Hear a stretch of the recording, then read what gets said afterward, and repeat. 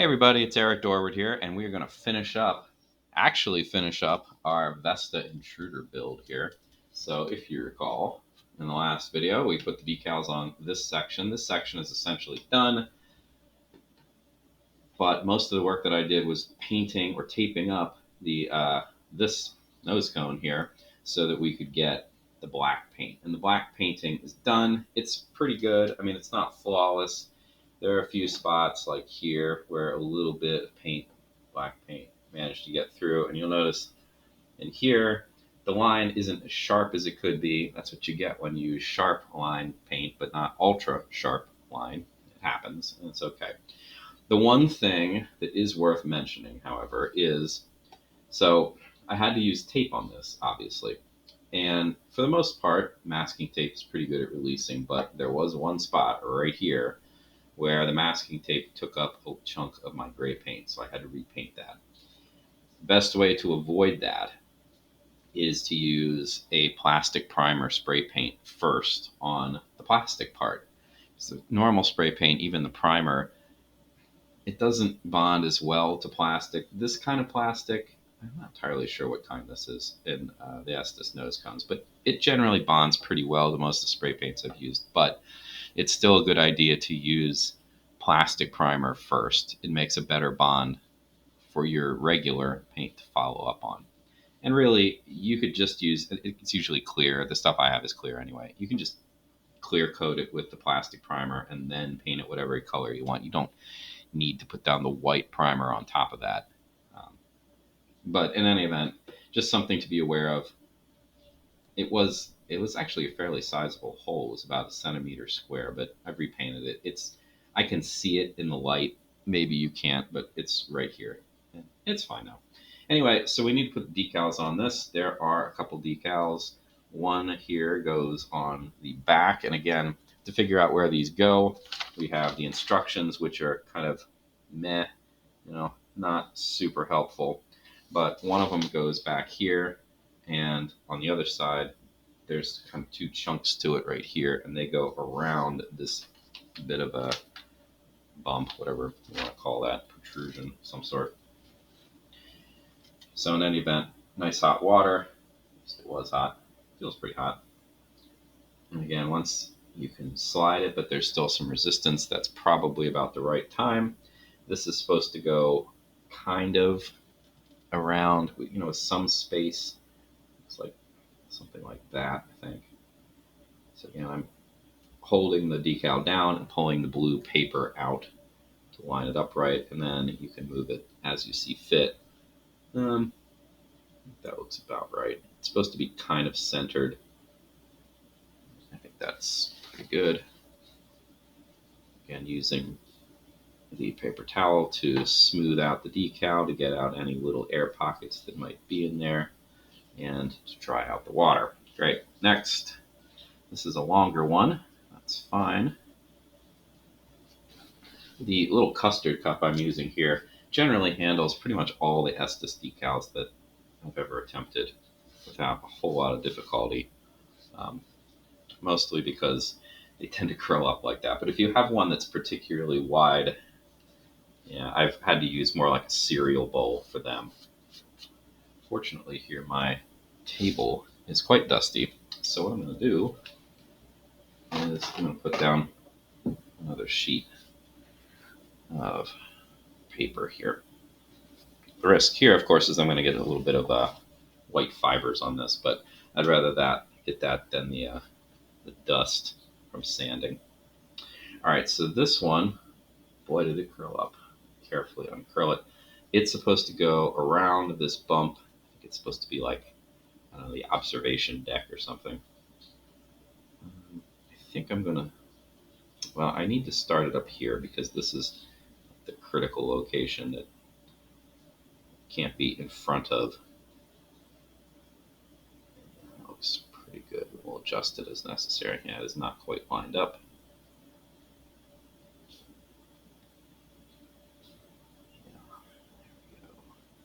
I'm going to throw the next one in so it can soak while I fiddle with this. Again, I want it, the decal should be kind of centered around the center line here. That looks pretty good. I've got, oh yeah, and it's supposed to, it looks like it's supposed to end right before this ridge. So that's just about perfect. This, on the other hand, though, got kind of curled up. So I'm going to have to smooth that out. If you have to work with the decals a lot, try wetting your fingers. That'll make the process go easier, because your dry fingers, if they're very dry, they will just stick to the decal. You'll end up pushing it or potentially tearing it. These things, the decal is exceptionally thin. You know, it's the thinnest of plastics. So it is certainly possible that you could tear it. So be gentle with it. The other thing is, the older the decal, the harder it is to work with. So this is a pretty recent kit, but I have one particularly nice one I bought in a big box when I restarted doing this as a grown-up. And it was fairly old to begin with. It was kind of like a clearance sale, I think. And unfortunately, the decals, they got stuck to the sheet itself, so I couldn't remove them properly. And it wasn't anything I did. It was just they sat there too long. Unfortunately, there wasn't much I could do about that. All right, so I'm making sure that this is in the right place. It looks like I want it to line up around, again, around the black protrusion. It's supposed to basically look identical to the other one that was attached to the cockpit section. So I need to make sure that they're basically in the same spot for this to look right. That looks pretty good.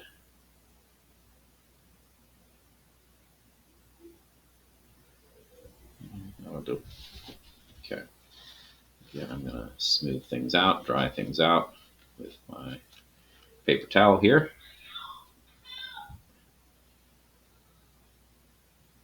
And there we go.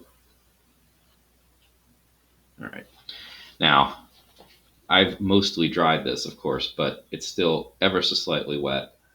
It still could move around, so I want to let this sit someplace, like off to the side, so bad things don't happen to it. Last thing we need to do, oh, well, there's this one. I don't think I'm going to use that. Sometimes they give you extra stickers or decals that you don't know where they go. Apply them if you want, don't apply them, it's your rocket, whatever. Anyway, the last thing we need to do is deal with the shock cord and the parachute. So this is the usual business. We're going to be using a larger width shock cord here. So this is a pretty big template here to cut out. There we go. This should be pretty old hat if you've built pretty much any rockets before. This is virtually the same technique every single time. And all my finishing components are right here. Break out the wood glue.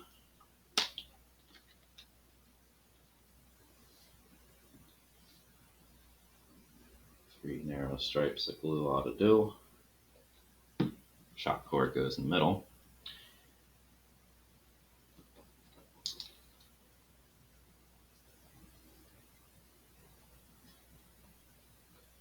Speaking of old kits, this is where in other videos I've been finding old, like 20-year-old kits just lying around. We would not use the elastic for those because elastic doesn't last forever. Here we go. So old elastic, I mean, you can obviously replace it with new elastic, but that's a place where I end up using Kevlar more often than not. It's pretty strong. It's not utterly flame resistant, but it can take a lot of abuse. So it works quite well. Plus it's pretty cheap. All right, so that's all done.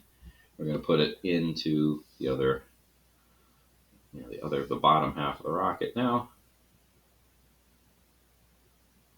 go. Glue. And in it goes. Again, push it in as far as I can reach with my finger easily, and then smush it down against, excuse the middle finger there, but that's my longest finger. That's pretty well smushed in. Good to go. Final step, at least that I'm going to do, is to get the parachute prepped anyway. I'm not going to attach it right now. I'm not going to put all this stuff together until that glue that I just put in dries, and the decals are nice and dry as well, so you don't need to be messing with them. You don't need to give it any cause for looking ugly.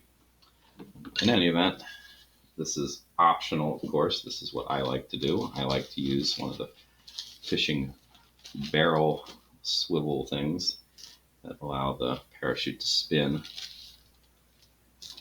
instead of getting tangled. Got my selection here. Looks like I'm going to have to order some more of these pretty soon, running low. This is about the size that I like for most parachutes. These ones work great for bigger ones. This one's not all that big. The key thing, though, is that this has to fit around this part right here. And this is going to be kind of close. So, yeah, I got a lot of big ones. Let's use a big one.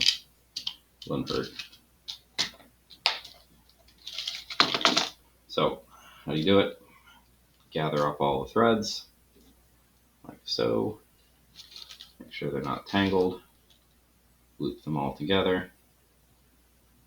Take the loop, make it narrower than that. There we go. Loop goes through the eye.